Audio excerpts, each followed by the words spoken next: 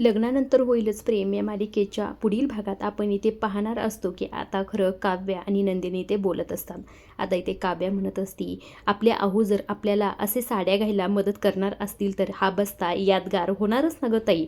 असं म्हटल्याबरोबर काव्याने इथे नंदिनी म्हणत असते, हो हे सर्व काही खूप छान वाटतंय मला, ह्या सर्व गोष्टी करताना मला फार आनंद होत आहे असं इथे नंदिनी म्हणत असते. आता ह्या दोघी खरं तरी ते फार खुश असतात. दोघी छान अशा मिठी मारतात. तितक्यातच महागणं आलेली असते ती म्हणजे रम्या.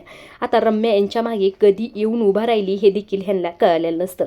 आता रम्या नेमकं काय प्लॅन करणार आहे हे तर देव जाणे. आता इथे पुढे आपल्याला ते तर कळेलच. आता इकडे दुसऱ्या बाजूला रम्याने बस्त्यातून घेतलेली असती ती म्हणजे व्हाईट साडी. आता व्हाईट साडी बघून खरं इथे वसू रम्याला म्हणत असते, अगं ती व्हाईट साडी कशाला घेतलीस, आपण तर लग्नात व्हाईट साडी कधीच घालत नाही, तू का आणि कशासाठी ही साडी घेतली आहेस असं इथे वसूने रम्याला विचारलेलं असतं. अगं ही साडी तर आपण फक्त असं म्हटल्याबरोबर ह्या रम्याने स्वतःच्या तोंडावर बोट ठेवलेलं असतं आणि वसूला इथे शांत केलेलं असतं. आता ह्या रम्याचा हा चेहरा पाहून खरं वसू मात्र इथे फार घाबरलेली असते. आता रम्या इकडे ह्या व्हाईट साडीचं करणार तरी काय हे तर आपल्याला पाहायलाच मिळेल. आता इकडे दुसऱ्या बाजूला जीवाने आणलेला असतो बॉक्स, तो म्हणजे पत्रिकाचा. आता पत्रिकाचा बॉक्स जीवाच्या हातात असतो आणि पार्थ देखील त्याच्यासोबत असतो. आता इथे पार्थ म्हणत असतो की मला दाखवू की पत्रिका नेमकं आहे तरी कशी. तेव्हा इथे जीवा म्हणत असतो की नाही नाही, मला आईने सांगितले आधी देवापुढे ठेव.